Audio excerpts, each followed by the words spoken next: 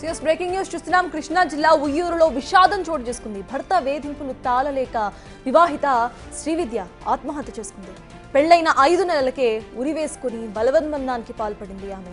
శ్రీవిద్య ఓ private కాలేజ్లో లెక్చరర్గా పనిచేస్తూ ఉండగా ఆమె భర్త రాంబాబు విలేజ్ సర్వేయర్గా పనిచేస్తున్నాడు. భర్త పెట్టిన బాధలని శ్రీవిద్య సూసైడ్ నోట్లో వివరంగా రాసుకొచ్చింది.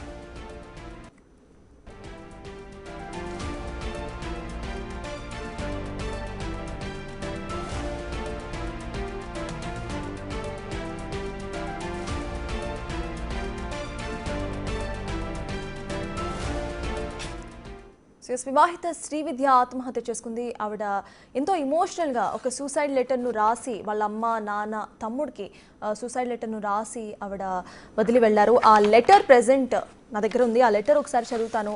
ఎంత ఇమోషనల్గా ఆవిడ రాశారనేది మీకు అర్థమవుతుంది. స్క్రీన్ మీద కూడా ఆ లెటర్ ప్లే అవుతోంది. సో అమ్మ, నేను ఇక ఉంటాను, నాకు ఇక బతకాలని లేదు. వీడు తాగొచ్చి ప్రతిసారి కొడుతున్నాడు. ఆ సాయి అనే అమ్మాయి గురించి మాట్లాడుతున్నాడు. ఆ అమ్మాయి అందం ముందు నేను పనికిరానట. ఆ అమ్మాయే గుర్తుకు వస్తోందని అంటున్నాడు. ఈరోజు తాగి వచ్చి నా తలను మంచానికేసి కొట్టాడు. తలంతా నొప్పిగా ఉందమ్మా. వీపు మీద గట్టిగా గుద్దుతున్నాడు. అసలు నేనేం చేశానమ్మా? మంచిగా ఉండటం కూడా తప్పైపోయిందా? కానీ ఇలాంటి వాడి దగ్గర ఉండలేకపోతున్నా. మన ఇంటికి వచ్చి మిమ్మల్ని ఇబ్బంది పెట్టలేను. మంచాన్ని గట్టిగా గుద్దాడు. దాని కింద ఉన్న టైల్స్ కూడా పగిలిపోయాయి. వాడిని మాత్రం అస్సలు వదలద్దు. వాడి అమ్మా నాన్నల్ని మాత్రం వదలద్దు. ఇది తను రాసిన లెటర్లో ఫస్ట్ పేజ్లో ఉన్న మొత్తం కూడా. ఇక సెకండ్ పేజ్, టూ పేజెస్లో ఆవిడ లెటర్ రాశారు. డోర్ కూడా గట్టిగా గుద్దుతున్నాడు. నన్ను కూడా గట్టిగా కొడుతున్నాడు. నా జుట్టు పట్టుకొని గట్టిగా లాగుతున్నాడమ్మా. తల చాలా నొప్పిగా ఉంది. నన్ను పట్టుకొని లాగి నా డ్రెస్ చింపేశాడు. మీరు జాగ్రత్త. ప్రతిసారి నన్ను నాన్నని తిడుతున్నాడు. నాన్న జాగ్రత్త. నాన్న, నువ్వంటే నాకు చాలా ఇష్టం. నువ్వు ఉన్నావన్న ధైర్యంతోనే చదువుకునే వయసులో పొగరుగా ఉండేదాన్ని. పేపర్స్ కరెక్షన్ చేస్తూ ఉంటే తీసుకొని విసిరేశాడు.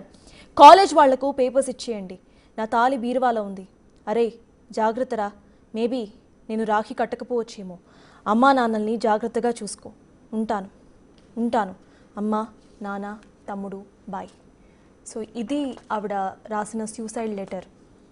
పెళ్ళై జస్ట్ 5 months మాత్రమే అయింది. ఎంత అంటే ఏ రకంగా చిత్రహింసలు పెడితే ఆవిడ ఇలాంటి ఒక సూసైడ్ లెటర్ని రాసి చనిపోతారు. అది కూడా చదువుకున్న అమ్మాయి, కాలేజ్లో లెక్చరర్గా పనిచేస్తుంది.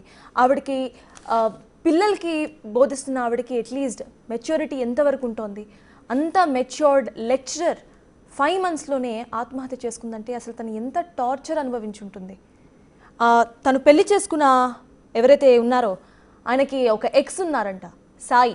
సో ఆ అమ్మాయితో పోలుస్తూ ఆ అమ్మాయే బాగుంది, ఆ అమ్మాయే అందంగా ఉంది, నాకు ఆ అమ్మాయే గుర్తుకొస్తోంది అంటూ ఈ అమ్మాయిని చిత్రహింసలు పెట్టడం అసలు ఎంతవరకు కరెక్ట్?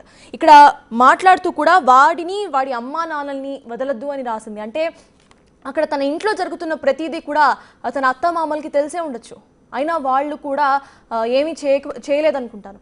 సో చాలా ఇమోషనల్గా రాసుకొచ్చింది. లాస్ట్కి రాఖీ గురించి కూడా రాసుకొచ్చింది. తన తమ్ముడికి రాఖీ ప్రతి ఇయర్ కట్టాల్సిన ఆ అక్క ఇప్పుడు రాఖీ కట్టలేకపోతోంది. రాఖీ కట్టలేను అని కూడా ఆవిడ ఇమోషనల్గా ఆ సూసైడ్ లెటర్లో రాసుకొచ్చింది. ఈసారి మేబీ నేను రాఖీ కట్టలేకపోవచ్చేమో, అమ్మా నాన్నల్ని జాగ్రత్తగా చూసుకో అని. తను ఇంకొక పాయింట్ కూడా రాసింది. నాన్న, నాకు మీరంటే చాలా ఇష్టం, మీరున్నారనే ధైర్యంతోనే కాలేజ్ వయసులో చాలా పొగరుగా ఉండేదాన్ని అని రాసుకొచ్చింది. చదువుకున్న అమ్మాయి, ఒకప్పుడు ఇండిపెండెంట్గా ఉన్న అమ్మాయి, ఇప్పటికీ కూడా ఇండిపెండెంట్గానే తన కాళ్ళ మీద తను నిలబడుతోంది. తను జాబ్ చేస్తోంది, ఒక కాలేజ్లో లెక్చరర్గా పనిచేస్తోంది. అయినా కూడా తనని వేధించి చంపేశారు. ఇది సూసైడ్ అనాలా లేకపోతే ఇంకేమైనా అనాలా? మీరు క్లియర్గా చూడండి. ఆవిడ తలంతా నొప్పిగా ఉంది అని ఎన్నిసార్లు రాసుకొచ్చింది. జుట్టు పట్టుకొని లాగటం, మంచాన్ని గట్టిగా కొడితే తన తలనేసి కింద టైల్స్ కూడా పగిలిపోయాయంటే ఆ పిల్ల ఆవిడకి ఎంత నొప్పి ఉంటుంది. జుట్టు పట్టుకొని లాగి కొడుతున్నాడు, మంచిగా ఉండటమే తప్ప అని ఆమె రాసిన ఒక్క స్టేట్మెంట్ ఎంత బాధనిస్తోంది. క్రూరంగా, మూర్ఖంగా అలా ఒక మనిషిని కొట్టడం.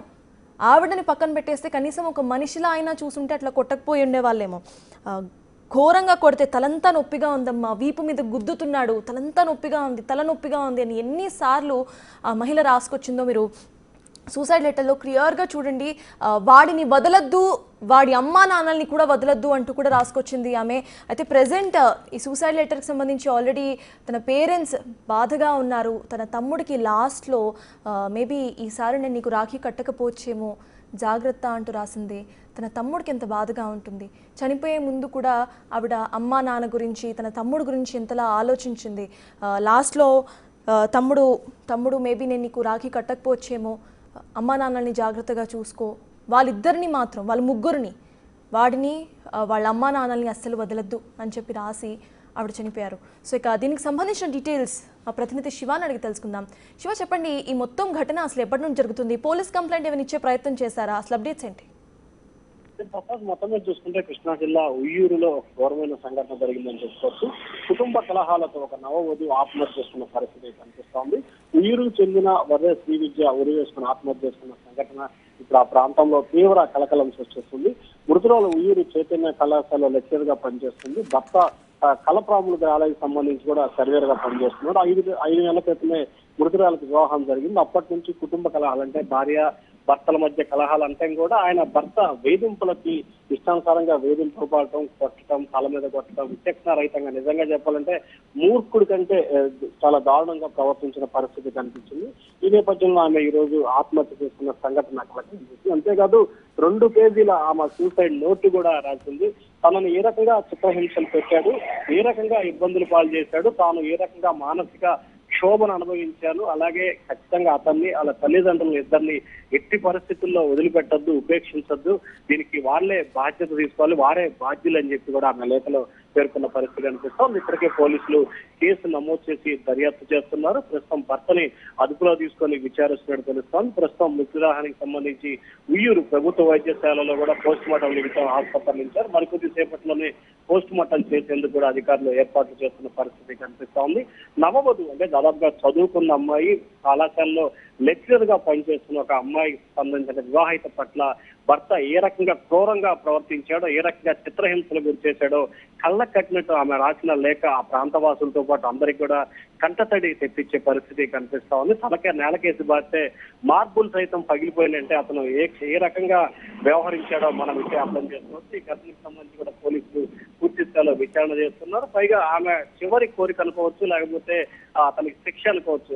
అతను ఆమె తల్లిదండ్రులు ముగ్గురిని కూడా ఎట్టి పరిస్థితుల్లో వదలొద్దు, విడిచిపెట్టద్దు, అలాగే తమ్ముడికి చివరిసారిగా వాడిని ఈ సంవత్సరం రాఖీ కట్టలేకపోతున్నాను, అమ్మా నాన్నని జాగ్రత్తగా చూసుకో, నువ్వు హ్యాపీగా ఉండని చెప్పి ఆమె భాష అంటే ఒక శోక సముద్రంలో ఆమె లేఖ రాసిన పరిస్థితి కనిపిస్తా ఉంది. చెప్తాను శివ, అక్కడ ఇంటి చుట్టుపక్కల ఉన్న వాళ్ళు కానివ్వండి, లేకపోతే తనకు సంబంధించిన ఫ్రెండ్స్కి కానివ్వండి, ఎప్పుడైనా అమ్మాయి తను పడుతున్న వేదన గురించి చెప్పిందా, లేకపోతే ఎవరన్నా అంటే పోలీసులను సంప్రదించడం కానివ్వండి, అట్లా ఏమైనా చేశారా? ఇప్పటివరకు ఆమె ఎవరితో సంప్రదింపులు జరపలేదు. 2 నెలల క్రితం మాత్రం తల్లిదండ్రులకి ఆమె పడుతున్న కొంత ఇబ్బందిని చెప్పినట్లు కూడా తెలుస్తుంది. అయితే పెళ్ళైన కొత్తల్లో, అలాగే ఇప్పుడు జనరేషన్ కూడా కొంత చిన్న వివాదాలు వస్తుంటే సర్దుకు పొమ్మని చెప్పి కూడా తల్లిదండ్రులు అయితే చెప్పిన పరిస్థితి కనిపిస్తుంది. కానీ తల్లిదండ్రులకు చెప్పిన తర్వాత కూడా ఇంకా భర్త వ్యవహరిస్తున్న తీరు చాలా కఠినంగా కూడా మారిన పరిస్థితి కనిపించింది. పైగా వివాహానికి ముందు అతనికి ఒక మహిళతో సత్సంబంధాలు కొనసాగటం, తరచు ఆమెని కోల్చి ఉండటంతో కూడా ఏమాత్రం కూడా జీర్ణించుకోలేని పరిస్థితి ఆమెకు ఏర్పడింది. మొత్తం మీద చూసుకుంటే ఆయన చేస్తున్న వేధింపుల వల్ల కావచ్చు, లేకపోతే ఆయన వ్యవహరిస్తున్న తీరు వల్ల కావచ్చు ఆత్మహత్య చేసుకుంది. కానీ గతంలో తల్లిదండ్రులకు చెప్పినప్పుడైనా ఖచ్చితంగా ఏదన్నా అప్పుడు వాళ్ళు ఒక ప్రయత్నం చేస్తుంటే ఈ రోజు ప్రాణం ఉండేదని చెప్పి కూడా సన్నిహితులు అయితే వాపోతున్న పరిస్థితి కనిపిస్తా ఉంది. అలాగే కళాశాలలో పనిచేసే సమయంలో కానీ లేకపోతే మిగిలిన ఎవరు కూడా ఆమె ఇంట్లో జరుగుతున్న సంఘటనల్ని ఎవరికి కూడా ఇప్పటిదాకా చెప్పుకున్నట్లు కూడా సన్నిహితులు కానీ లేకపోతే కళాశాల సిబ్బంది కానీ చెప్పిన పరిస్థితి కనిపించట్లేదు. చెప్తాను. Thank you Shiva. సో ఒక ఇమోషనల్ లెటర్ రాసి చనిపోయారు ఆవిడ. జస్ట్ శ్రీవిద్య తన పేరు. జస్ట్ వాళ్ళ హస్బెండ్ చేస్తున్న వేదన తట్టుకోలేక ఆవిడ చనిపోయారు. ఆల్రెడీ వాళ్ళ అమ్మ నాన్నలకు చెప్పినట్టుగా తెలుస్తోంది. అమ్మ నాన్నలకు చెప్పినా ఇవన్నీ కామనే, జాగ్రత్తగా ఉండు అని చెప్పడంతో పోలీస్ కంప్లైంట్ వరకు కూడా ఆ అమ్మాయి వెళ్ళలేదు. శ్రీవిద్య ఇంట్లోనే ఉండి ఎప్పటికో ఒకప్పుడు తన భర్త మారుతాడు, తన భర్తకు అర్థమవుతుంది అని ఏమీ మాట్లాడకుండా అలానే ఉండిపోయింది. నేను లాస్ట్కి తను చాలించింది, ఇంకా నా వల్ల కాదు, ఇంకా నేను తట్టుకోలేకపోతున్నాను అంటూ లెటర్ రాసి మరి తను చనిపోయింది.